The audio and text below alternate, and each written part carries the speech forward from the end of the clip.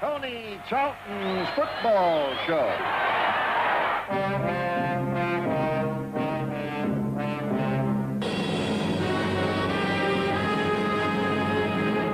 What does your background with Melbourne tell you about this situation, Jack? Well, Jeff, I would say that this is one of the greatest calamities that ever happened at Melbourne. And I hope that wiser wisdom prevails and that Norm Smith is back in his rightful place as coach of the Melbourne Football Club. Of all the thousands of sackings in a century of league football, the one that rocked Melbourne most was on a Friday night in 1965. Norman Smith, who'd coached Melbourne to 6 premierships in 11 years, received a note to say he'd been fired. Today, his name is honoured with the medal for Best Player in the Grand Fund. But in the late 50s and early 60s, Norm Smith was the super coach.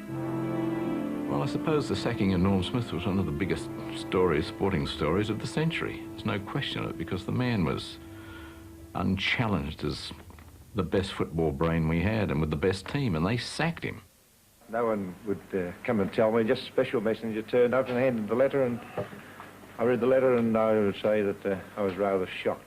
Norm Smith was never one to humour committees, and he was neither the first nor last coach to feel the committee's axe. But he was responsible for the most potent force in post-war football. He was a remarkable person, very determined. I think he had an effect on a lot of people's lives. Norm and his astute brother Len were the tactical masters of the 50s, the influences who shaped Ron Barassi and a generation of coaches.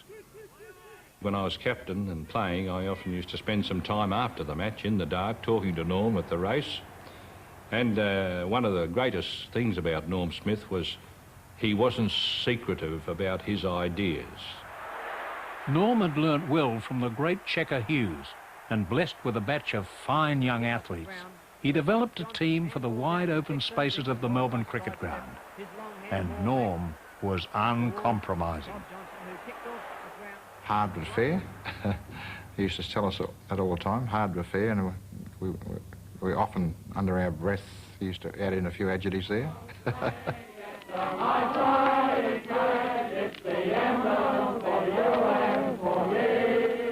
Melbourne's 55 premiership was overshadowed by the sonic boom which shattered the MCG that afternoon. The kick towards the centre of the ground, and it was McLean and also Healy who went up. Healy got the ball away from him, tears around using terrific. Two players met solidly. The head-on clash when Melbourne reserve Bluey Adams sprinted onto the field and into Collingwood's all-Australian wingman, Des Healy. Adams and Healy it was, and here's a kick towards... 27-year-old Healy had won the Copeland Trophy that year, but never played a game, saying he couldn't stand another blow like that one. Adams starred in all 6 of Smith's premierships, broken only by one of the century's greatest upsets, the 1958 final when Phonse Kyne's Collingwood baited Melbourne to play the man and not the ball. Melbourne, the Demons, are first out, led by John Beckwith and Ron Barassi. They are an all-conquering side. Despite the wet, watch this beautiful pass. Collingwood's Hooker Harrison achieved lasting fame by shutting the dynamic Ron Barassi out of the game. Johnson again for the Demons. And I said to the other players, you just play football, don't worry about what Hooker and I do. So we went around and we had a few players. After the change, there came a change. And now you can watch closely as Melbourne's diminutive rover Ian Ridley is floored by Collingwood's Bill Sarong. Norm Smith shows concern as he moves amongst the Melbourne players in the last endeavour to win the premiership. His side in the frying pan is nearly in the fire. In the Magpie camp, Phonse Kyne emphatically impresses the Collingwood players to hold Melbourne in this vital last quarter. I can remember the cigar smoke was going up in the air and the Melbourne stand was dead, I thought, and I said, we've got this, Mob. Arkwright saves a Collingwood attack. He kicks it to the flank, but it's all over, and Collingwood wins the 1958 Grand Final.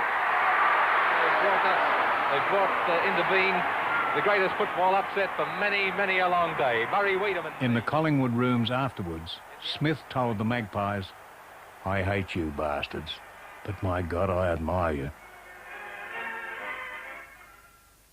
The 1965 dismissal of Norm Smith was the culmination of many clashes between coach and committee. Ended the meeting privately called by... We got arguing at the committee over something on Wednesday night. I said, you went to a big school, you went to a public school, I went to a state school. I said, but they still spell principle the same way. And it's a principle for which I am fighting.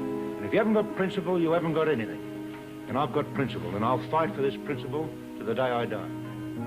Unbelievable. To be sacked like that. After 14 years as coach. But it was as if, you know, they'd ruled Farlap out of the Melbourne Cup. And the sporting world, the football world, just came to a dead stop. Norm Smith sacked. As dramatically as he'd been dismissed, Norm Smith was reinstated at a meeting 4 days after his sacking. Smith was never the same coach at Melbourne, and in 30